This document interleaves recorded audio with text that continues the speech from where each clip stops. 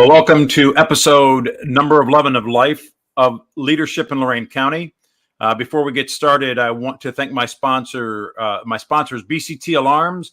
BCT Alarms, if you need some home service providing, reach out to Brian, 877-215-0763. He's got all kinds of neat little gadgets and items that he does from a security standpoint. I found out today that he actually does security at some golf courses, and he's got security linked to golf carts so people don't steal golf carts. So if you have any ideas, or you think you've got something that you need to provide security on, give Brian a call. He probably has an answer. I also want to thank WOBL and WDLW. WOBL is AM 1320 and 107.7 FM. WDLW AM 1380 and 98.9 FM. Renee and Gary Tillett have become good friends, and I want to thank them for all the work that they're doing. So I've got a special guest to introduce you today, and it's a name throughout the county that I'm sure a lot of people are aware of, and that's Mike D'Andrea. Mike, how are you doing today? Doing well, Bob. Thanks for having me on. I appreciate you coming on. I think you are a very important person that we need to talk to on this podcast. You've done some great things, but before we start, give us a little bit of your background. Yeah, so long-time Lorain County resident. Grew up in Avon Lake. Went to Avon Lake High School. Was really big into sports from as early as I can remember. Basketball, football.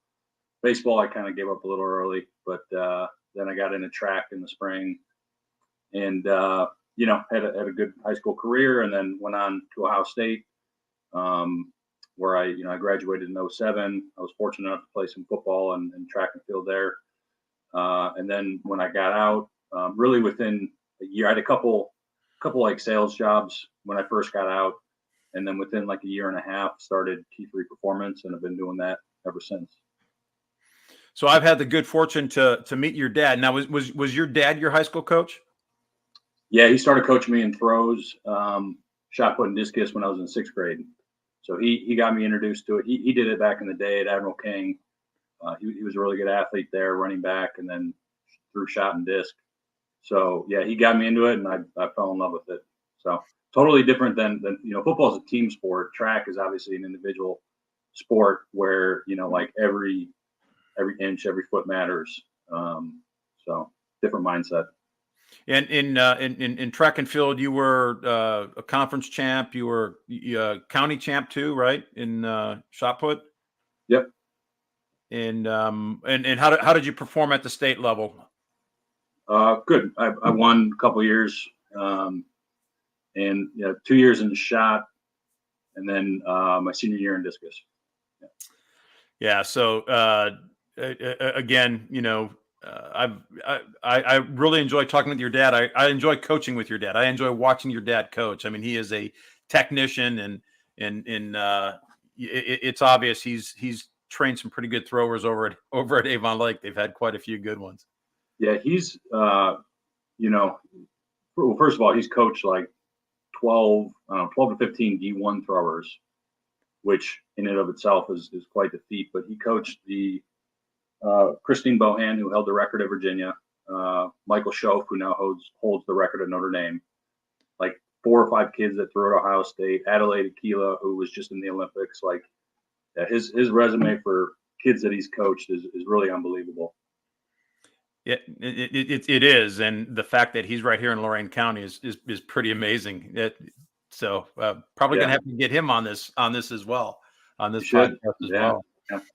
Yeah. You when did you get the idea of starting T3? So it was kind of something that just naturally evolved. I was so when I first got out of college, I was down in Columbus, and I got a job at a company called First Investors, where it was like mutual funds, life insurance, all that kind of stuff. And then I got into had a good buddy, Jason Isley, who was another big time athlete from this area, played football at Purdue with Drew Brees.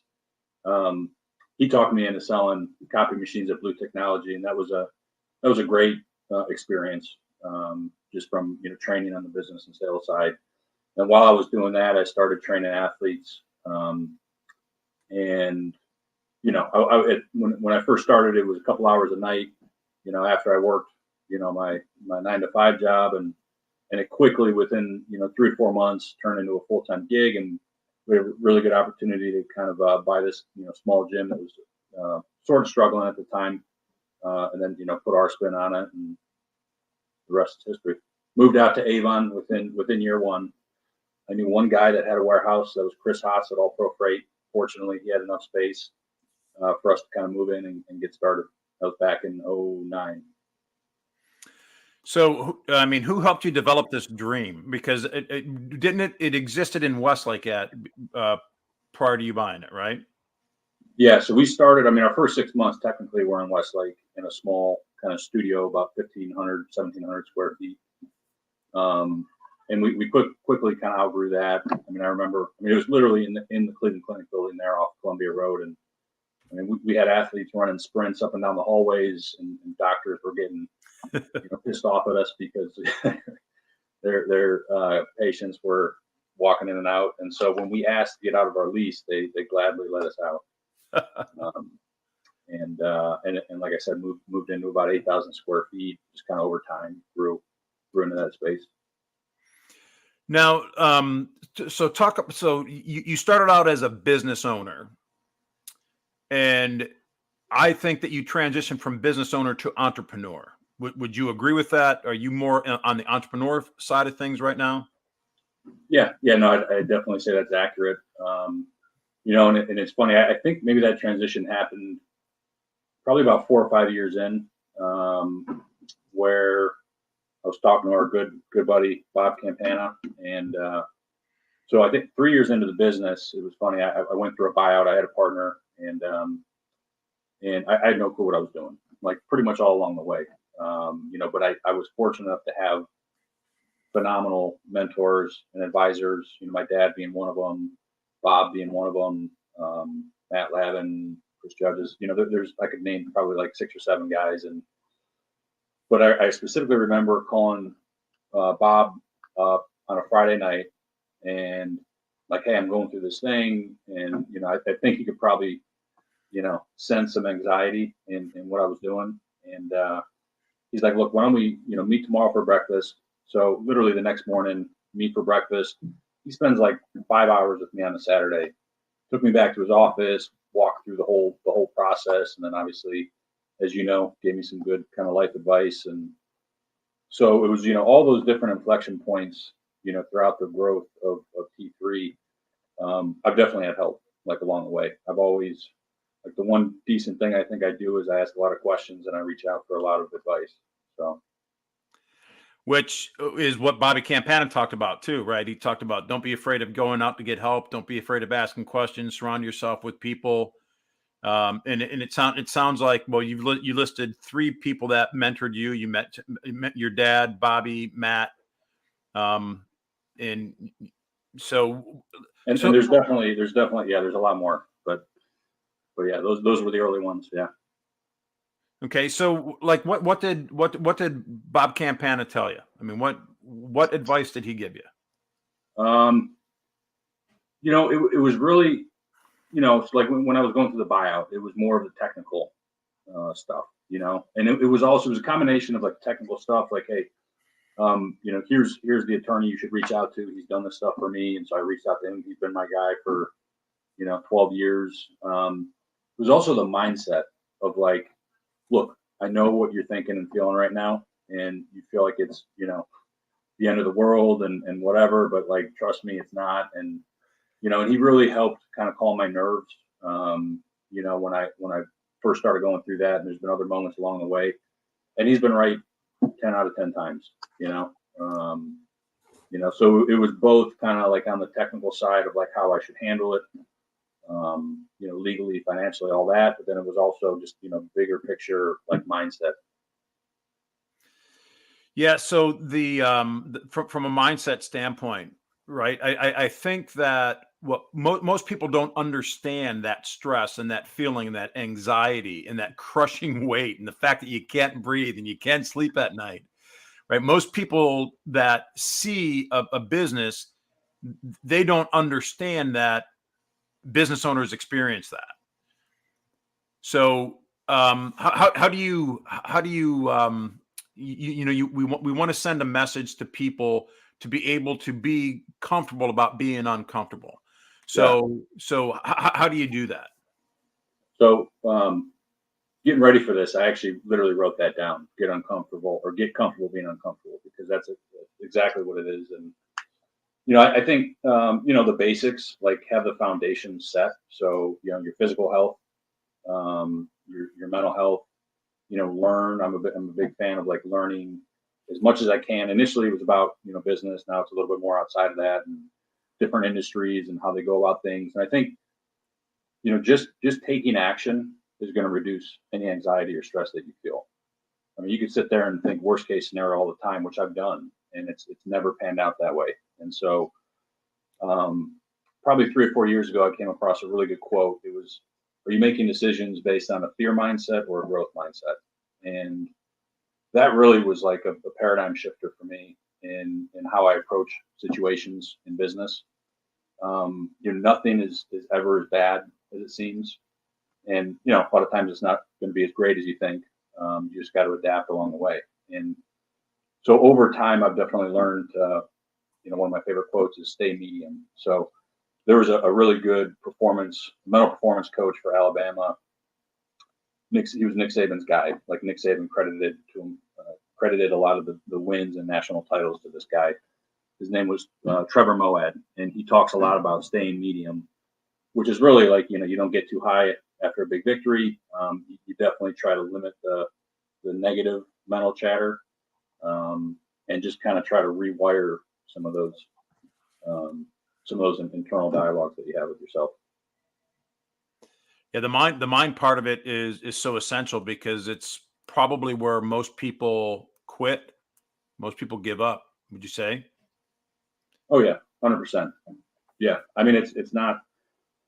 I mean we've had a pretty good trajectory over the years, but we've definitely had ups and downs. And those first few downs that we went through, it's like, oh man, this is tough. But over time, you experience it, and you're like, okay, we're gonna figure this out. And the other thing is that we've developed such an awesome team here. Like I rely a lot on our team, and we have some phenomenal leaders in the company, and that helps as well. So just surrounding yourself with good, positive people is just so critical to it. I think a lot of times when I talk to people, they try to shoulder everything, and that's kind of how I was at the beginning. And there's no need to do that. I mean, what's the mindset when you try to shoulder everything? Do you see it a weakness if you to look for help, or I mean? No, the mind, to me, when you try to shoulder everything, it's like you turn that look like it's like the locus of control internally, right? Which is good, right? You want to be able to take action on certain things, but you're just too internally focused, and versus being externally focused on your team, on the opportunities, on like, so one of the things when we built our first facility that we have here, which that was another kind of stressful period, taking on a lot of debt, building something from the ground up, had a lot of sleepless nights, and thinking about, again, taking action to literally list out, okay, worst case scenario, if this thing goes sideways, what options do I have? And before we moved in here in 2017, and I had like 10 different contingency plans in case something didn't work out. And just again, taking that action, worst case scenario, but then focus on the upside. That really helps with the mindset and relieving the stress and all that.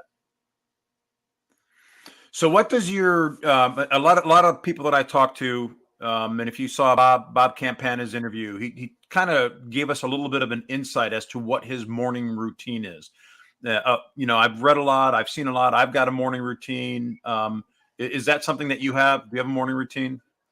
Yeah, and it's changed over time, but for the most part, try to get up at 5:30, 5:45.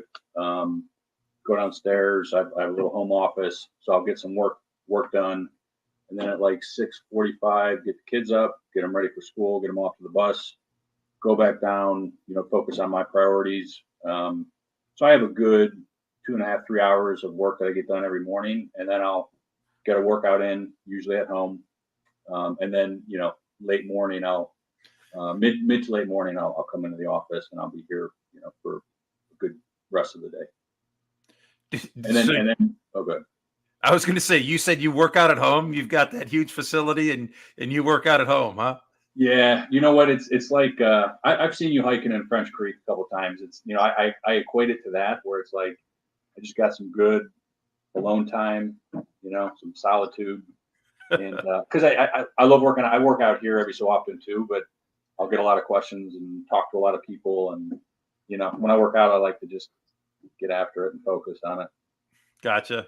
Yeah.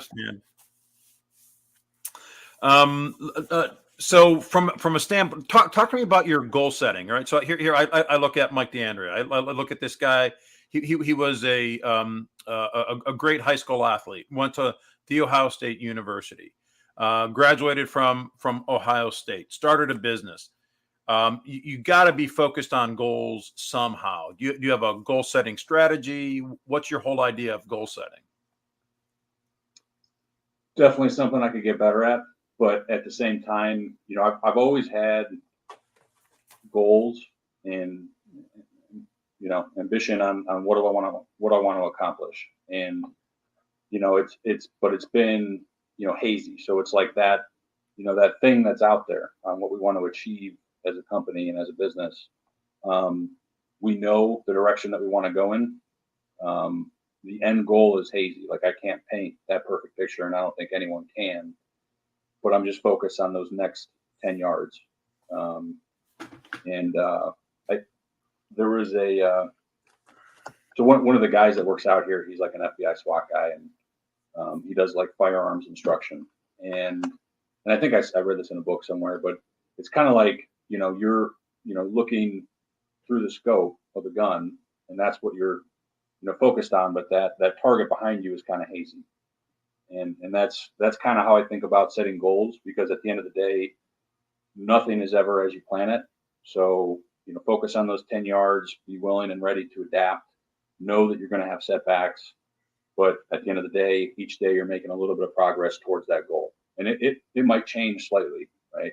Like when I started 15, 14 years ago, I had no intention of, building what we have now.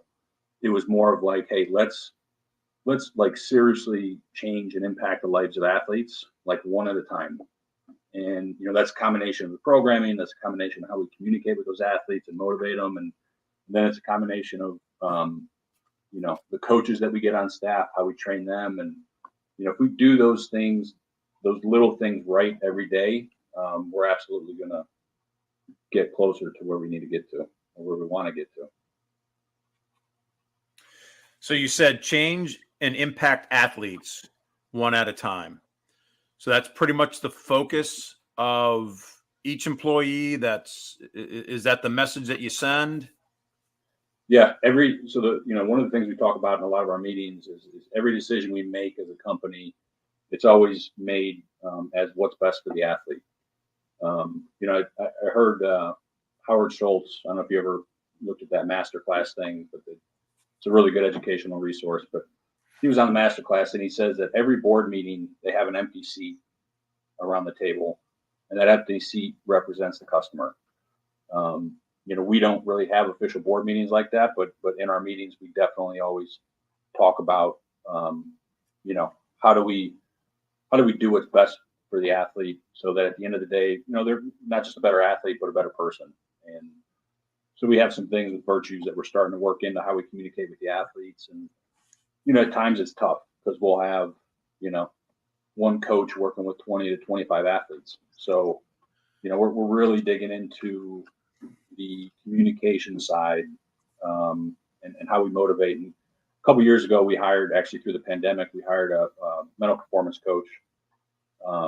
And she has her PhD in sports psychology, and she's been a phenomenal resource for not only our coaching staff, but our athletes. She's on the floor talking to the athletes and with our baseball players, but she also like trains our coaches on how to be better communicators, how to be more empathetic, how to motivate in a positive and encouraging way, how to foster that growth mindset. Um, and so those are all kind of like the little things we're working on behind the scenes. When we get out there, the athletes and parents, for the most part, they see us, coaching the kids, talking about the technique and the form. They don't always hear those little side conversations that we have. But yeah, at the end of the day, we have like in our coach's office, we have a wall and we have a whiteboard and it just says our why. And, attached to that is all these letters we've had from athletes on how we've impacted their life. And at the end of the day, that's what we're trying to do. So talk to me a little bit more about mental performance or mental performance with your coach that you brought in. I mean, how does that play out? How does that look day to day? Yeah. So every day she has, again, during the day when we're not coaching as many athletes, because obviously they're at school, she's in all of our meetings with our coaches, and she's, basically giving them guidance and advice on either how to handle certain situations or how to communicate. Like we have a certain language that we're trying to adopt here in T3 to try to, standardize and have uniform ways of responding to athletes in certain situations. If a coach has a challenging athlete, he may refer her or refer that athlete to our mental performance coach. And then once 4:00 hits, she's usually meeting with athletes either one-on-one via Zoom or in person, or she does like team and kind of group coaching. Like we'll have our baseball teams in here on the weekends, and she'll be out there sometimes talking to them, and it's cool. I mean, I've learned a lot, going through it with her. She'll do exercises with our coaches. This one day she did like a 360-degree peer like response survey, and everyone got feedback. And I mean, I like within a week I saw our coaches grow from that because they had just never heard some of this stuff before. And it's definitely stuff that like larger companies do, and but doing that internally, I don't know, there's a different dynamic to it. Yeah, I take a look. I mean, you're speaking my language, right? I take a look at the business that I'm growing, what I'm trying to do, and the communication I'm trying to get to, and people communicate in different ways, right? We have there's different personality styles. There's different ways to touch people. There's blind spots that people have, and just to engage with them to overcome that mental piece is exciting for me. I love the fact that you're doing it because I see the mental side probably the biggest need when it comes to an athlete performing as well as they are capable of performing.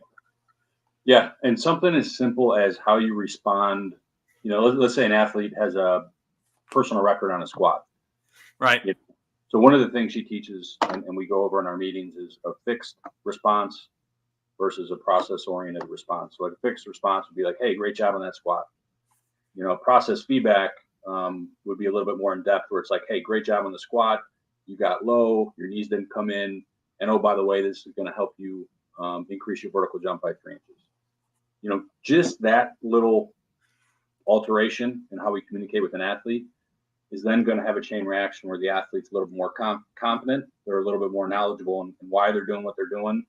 And then maybe when they go on that basketball court, like I said, they're more confident with, the kind of athlete they've become. And I'm looking at like this too. So I've got a different vision of T3 right now than what I had yesterday.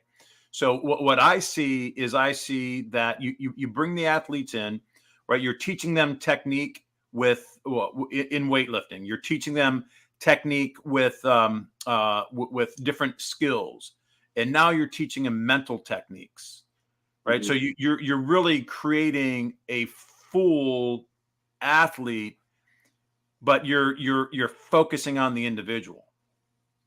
Yep. Yeah. And again, sometimes that could be challenging if we have one coach with a group of 10 to 12 athletes.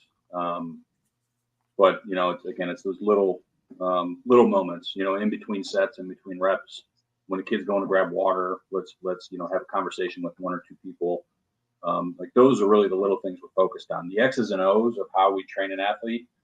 I mean, I put up against honestly anyone in the country. I mean, we have a staff of 25 performance coaches who meet every week, and they have debates and conversations on the best way to get an athlete faster or jumping higher. And these are coaches with their masters and exercise science degrees, and we've been doing it for a long time. So the technical side, super confident in.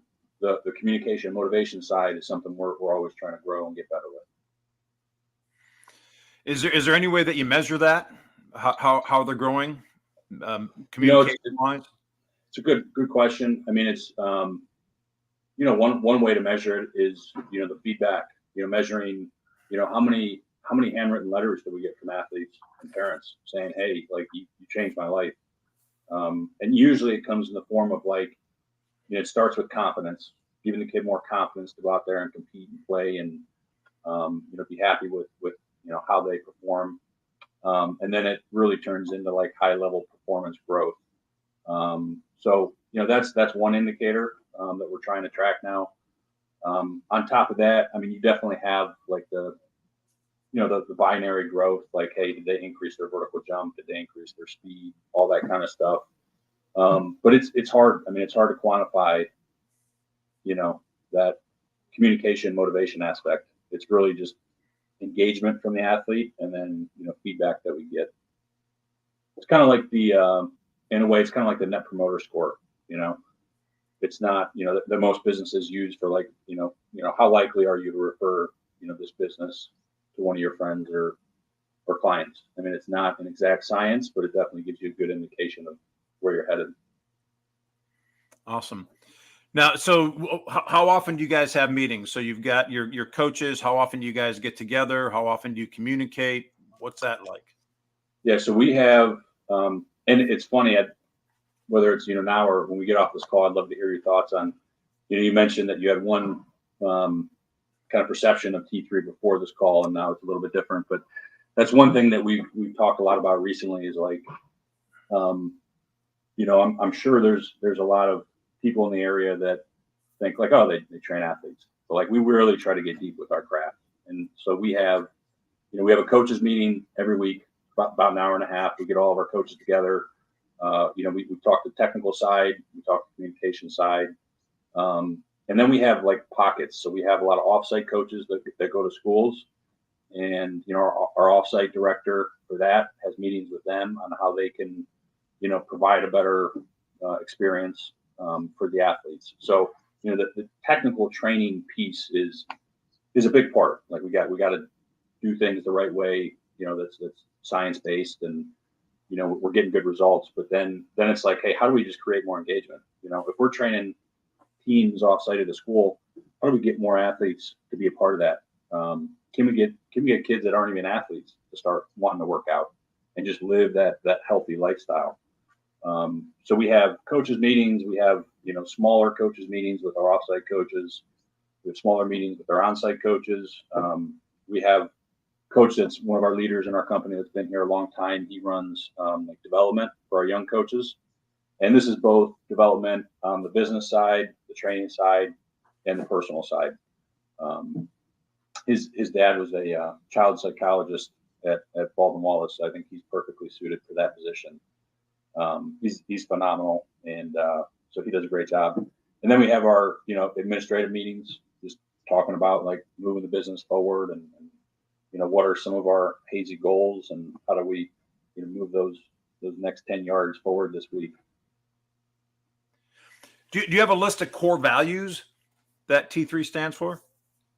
So we have, for our coaching staff, we have some sayings like bring the juice, once 4 o'clock hits, like bring the energy, be there for your kids, do all that.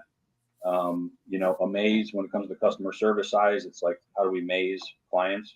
That's something we're still, trying to get better at. And, work at, but everything from like, how do we, greet the clients? How do we, say bye to them? How do we communicate with them via email? Those are some of the things that we're looking at. Outside of that, we really try to think about our culture really as a learning culture, and whether that's through internal learnings from one another, or like we have book clubs that we're a part of, that and some of these are like individual, like some like I have a couple book clubs that I'm a part of, and it's a really cool network of learners like all over the country, in the sports related field. And then we'll try to take that and bring it back almost like a book report, right? And we'll talk with our coaches about it.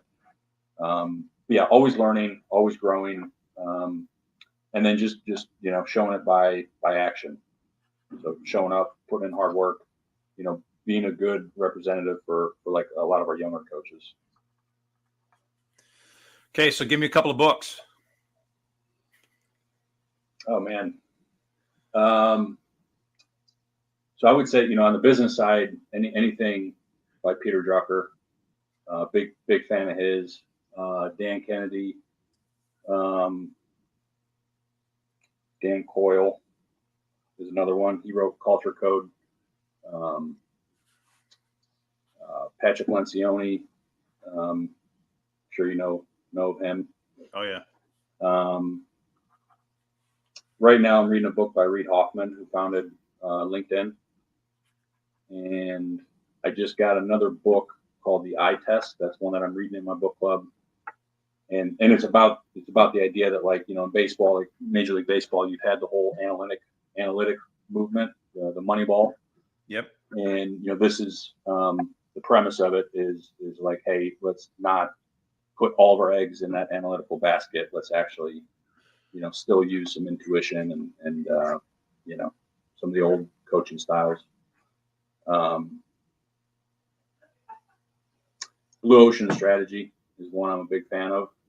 So that's the idea of in a red ocean you have all these sharks competing over the same scraps, versus swimming out to that blue ocean where there's really no competition there, and you can do your thing.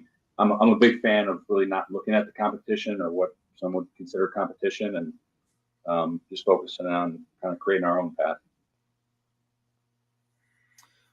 Okay. What about so you give me a lot of business books. What kind of motivational books have you read? Where have you learned, other than your mentors? Where have you turned in order to help yourself grow with a personal growth plan or something along that line? Yeah, I think, and I'm going to pull up a book list here. John Maxwell, who I know you're a fan of, he's when I first started, I read a lot of his work, and that's been awesome. On the coaching side, there's this book called Conscious Coaching, and it's really more about the communication side and how to motivate athletes and how to think about your coaches.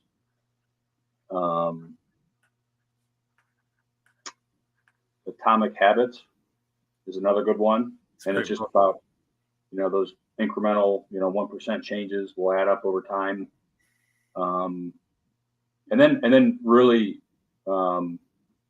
digging into like Stoicism a little bit, and Ryan Holiday, who's kind of the big writer on that. Ego is the enemy, and the obstacle is the way, and all that kind of stuff. That's really helped from a mindset standpoint. Now, are you a reader or are you an Audible book guy? All the above. So when I'm driving in my car, it's podcast and Audible books, and then at night I'll usually have a book to read.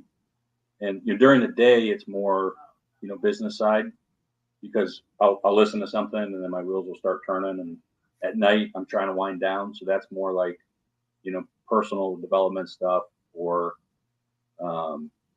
religious or, something where I'm not automatically thinking a million different things on how we could apply it to our business. Okay. Yeah. So a lot of people that I talk to are, again, Audible book people, and then when they catch a book or they identify one, all of a sudden they go ahead and order it. So they got it on Audible, they got a hard copy just so that they can go back to it. Are you the same way? I am. And my wife makes fun of me every time. She's like, you already have the audiobook. Why do you need the physical copy? And so I have a few books that I've done that with. So yeah, with my John Maxwell library is huge, and every single one of his books I have on every single audio I have a hard copy, because inevitably there's something in there that I'm going to go back to, and it's a lot easier to grab the book and find it than it is to go through 5 hours of audio. Yeah. Well, the worst is when I'll listen to an audiobook, and then I always have a notebook in my car, and I'll have to like pull over and take notes, or I'll sit in the parking lot for 30 minutes, listen and take notes. And yeah. So you have a growth mindset. I mean, you are focused on, number one, becoming the best version of you. Number two, creating a company that's going to be the best version of the company. And then number three, engaging in athletes' lives so that they become the best version of themselves. Right? I mean, yeah. I mean, if I look at it as if I'm not growing and changing and thinking new thoughts, then our coaching staff won't do it. And if they're not doing it, then they're not going to change the message, for the athletes. So it's definitely that, pipeline all the way through. And that's again where, like our leadership team talks about this a lot. Like, hey, let's set a great example for our entire coaching staff by, talking about growth and development and learning. And we've had times where internally we've had our own book clubs and we talk about different things. And I mean, how I think now is different than how I thought 10 years ago. And, in 10 years, I'll probably look back on me right now and say, man, what an idiot. How was he thinking all that? Yeah, I'm a journaler. I like to journal, and I go back to some of the things that I wrote in my journal. I'm like, wow, who did I steal that from? But then there's times I go back, I'm like, boy, that was stupid. Why was I even thinking that way? Yeah, see, I don't journal just so I won't have that. So. Yeah, well, my journals are more dust covered than there are anything else. But it's, for me, it's a way to get my emotions out there, because once, I can't allow my emotions to run my life. Right. I know that I have to identify that emotions exist. We all have emotions. We're created with emotions, but at times I feel paralyzed. So then I start journaling, and I can actually get that anxiety out of my system. Yep. Yeah, it's the idea of taking some action to get it out and reduce that anxiety. I like that. So let me ask you this: how much of an impact are you having on the parents of the kids that you're training? That's a harder one. We have seminars, a handful of times throughout the year. It could be nutrition seminars, or we'll do the mental performance seminars, and we don't get, those are usually like through Zoom. We don't get as many parents as I would like to hop in on those. But I think at the end of the day, I mean, we're really focused on the athlete and how to improve them. The parents, it's more about like, hey, what resources could we provide? And we could definitely do a better job with that. Yeah, I was thinking from the standpoint of the kids going home and talking to their parents, right? They're getting this great, their minds are getting open. They're having these great conversations with the coaches. The coaches are engaging with them, with their lives. And I'm wondering how many of these kids are going home and having impact on their parents as a result of it. I bet you there's a lot more than you're aware of. Yeah, that's something we don't really hear a lot, but that would be interesting. Yeah.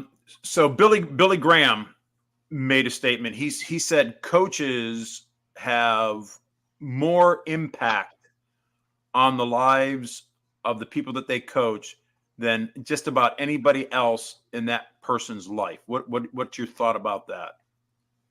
Yeah, 100%. I mean, I think maybe part of that reason is that like what we do is so emotional, like when you're sitting in the classroom, I mean, teachers have big impacts too, right? But there's that emotional component missing to the classroom. Whereas, here you're in an environment where you're learning, um, you want to perform better on things, and there's definitely that emotional aspect to it.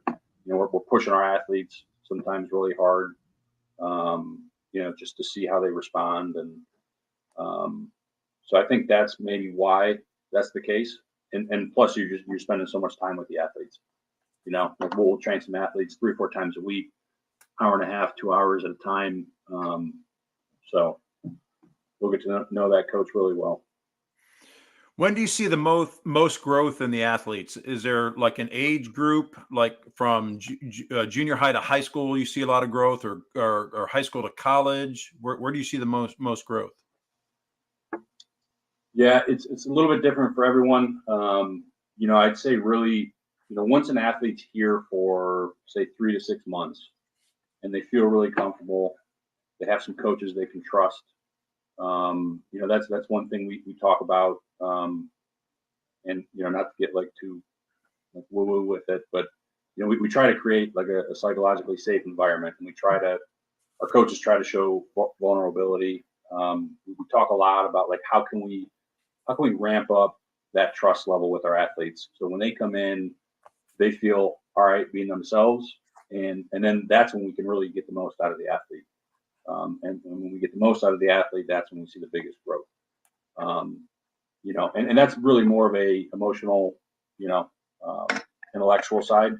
Physically, I would say I always tell parents. I mean, if a kid is super consistent, and then let's say like after 12 or 13 years old, once you get to that 1 year mark, you're going to really start noticing some changes in their athleticism and speed and body control and vertical jump and strength. Okay, let's so give me an idea how many athletes do you coach? I know you've got you offer baseball, you've got throws coaches. Like, what kind of level of coaching do you offer? Yeah, so we have, I always tell people like our core business, what we started with is the performance training piece. So it doesn't matter what sport you're in, we're going to try to help you become, faster, stronger, more confident, more explosive, um, all of that. And so everything we do, whether, we have a bunch of travel baseball teams, we try to have them, be a part of our performance training. Um, from numbers, I mean, at any given time, we'll have a couple hundred athletes that we're training here on site. Just in the performance training, and then our baseball program has really grown over the years, where we have 30 to 40 baseball teams. And then off site, we have a ton of athletes, hundreds of athletes that we're training every day at some of the different local schools in the area. And so the performance training is something we have. We have the baseball teams. And then we have, like you said, skills coaches. So a hitting specific coach, a pitching coach, with a really good like offensive lineman, defensive lineman coach. And so, they'll work in the weight room to get faster and stronger, and they'll go right over and work on the actual like skill of their sport. How many employees do you have? So we have changes all the time based on different things, but we have, I think, about 17 or 18 full time, and then we have another 30 or so part time. Are most of them local that went through your program? Yeah, it's funny. We have a lot of coaches on staff that we trained that went to college, like a local college and exercise science, and they're back with us now. And those are always awesome to see. Um, they know our system. They're fully bought in. They're fully ingrained. But then we've definitely hired a lot externally. So, but yeah, usually we only have a few people on the administrative side that were strictly administrative. A lot of our like leaders in our company now, they started as a coach and they grew with us over the years, and um, you know showed that they had, kind of a want to get into more of the business side, administrative side, and some of them do both. Like some are doing the business side and are still, on the floor coaching. So how many square foot is the facility that you have now? So 56,000 square feet. 56,000 square feet. Again, I know it's probably a cloudy vision, but do you have a vision for expansion? Do you have what does that look like? Yeah, it's a little bit more in focus now. So we're working on building another facility next to our current one. It's going to be another turf area, like large turf area for some of our baseball teams, and then a volleyball area and a basketball area. And then we'll have some sports medicine. We'll have another gym. We'll have a cafe where we can really get into like the nutritional side of things. So yeah, that's our goal for this year, 2022. So are you going to begin construction with that? Yeah. So they started moving dirt a couple weeks ago. So there's like a big mound of dirt, so they got to move that, and they'll actually start digging in the ground.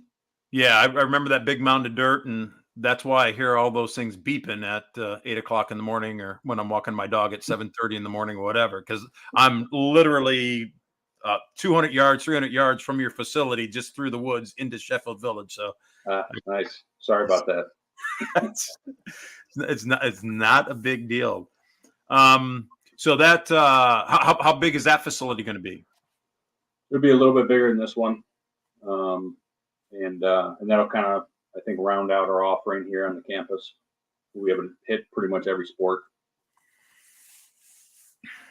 Any thoughts of franchising or thoughts of growing in that way, building a facility somewhere else? Yeah, I mean, we thought about different things. On the franchising side, it's hard with what we do. I mean, we're not making burgers, where every burger is going to taste the same everywhere you go. Like different regions around the country. And one part of our learning internally is like every year we're visiting multiple facilities all over the country, trying to learn from like who's done it best, and then also people that maybe have failed and why did they fail. And one thing that we've learned is you could go into a different market and they're going to have, like here, football's king, right? Yeah. You go to the East Coast and maybe it's lacrosse or soccer or something else, and then you have the personalities of the coaches, and how do you train them up? So I think what we do, definitely can be franchised in a way. We just have to think about it a little bit differently. So it's something we've definitely thought about. When and how we go about that is yet to be determined. One thing we've talked about is finding the right strategic partners in certain areas. So if we were to do something in Columbus, find the right partners, plug in the systems that we know for sure work for us on the administrative side, and then work to train the coaches and get everyone to operate as one team. It's funny, like a lot of facilities around the country, they're more like just large sports facilities that'll have 5 to 10 different businesses operating out of there. And I think they have a hard time really controlling the quality of that customer experience. And so I think that's one way that we're maybe a little bit different than a lot that's out there. So if you had to take a look at growing your business, where you're at today from where you started, is there anything that you would have done differently? Yeah, there's a lot.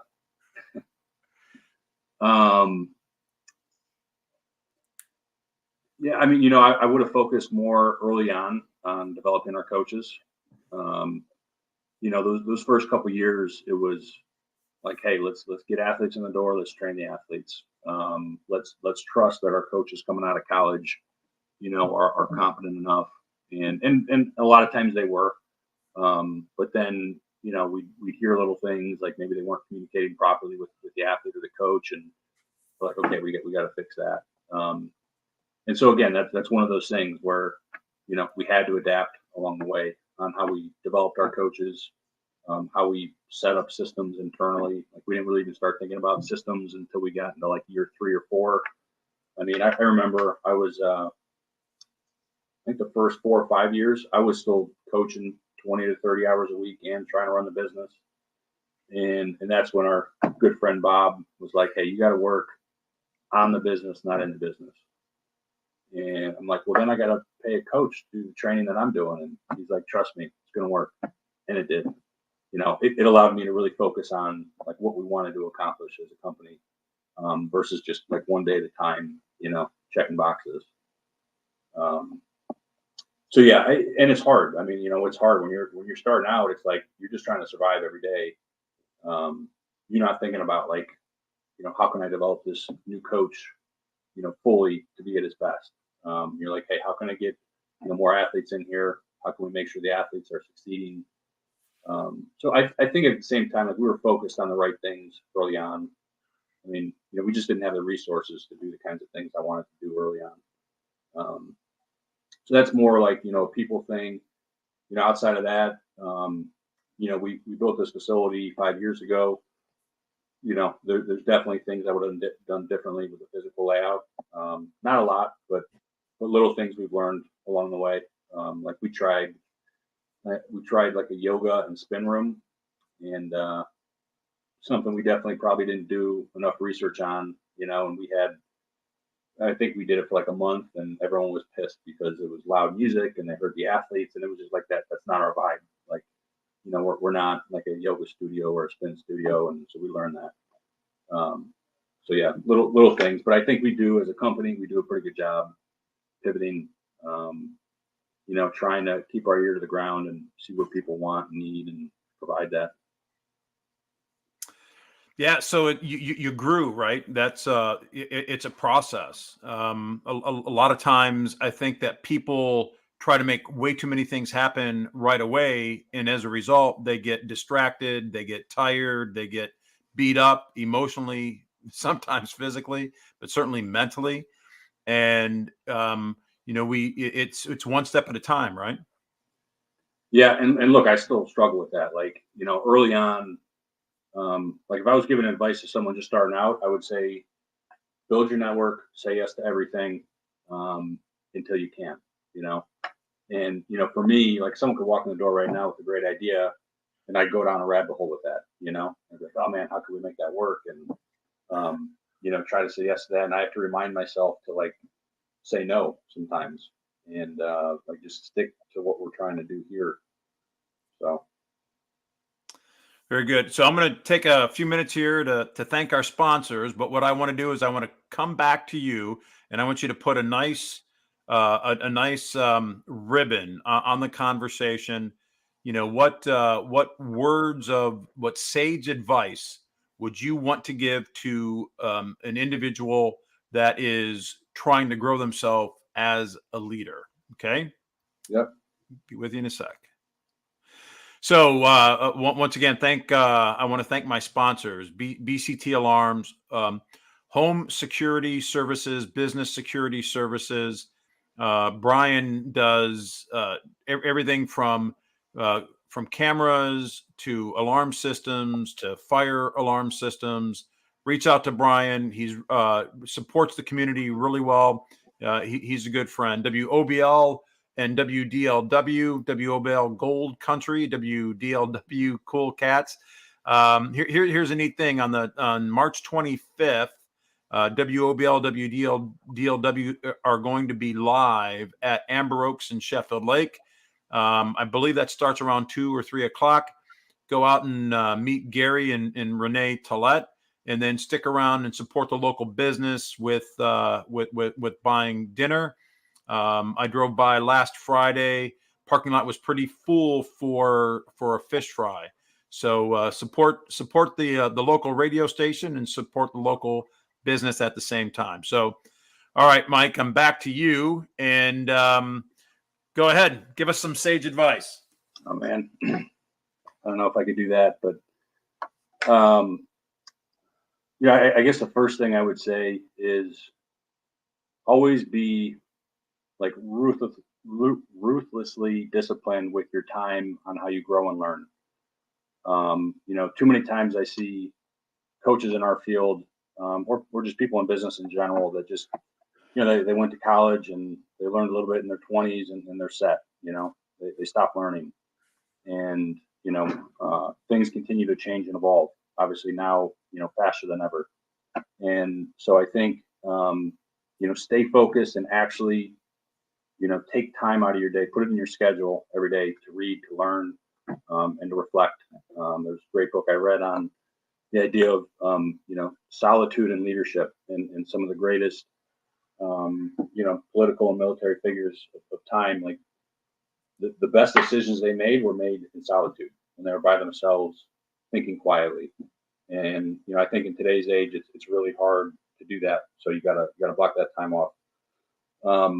And show your team and whatever through action, what you're trying to accomplish. I think a lot of times, people say the right things, but then they maybe don't do the right things. So I'd say show through action. I think Joe Burrow, the quarterback for Cincinnati, had a really good quote on, basically just working in silence. And, people are going to see that. People are going to notice that. And then, the last thing, and this goes back to what I was saying earlier about staying medium, is there was a really good, one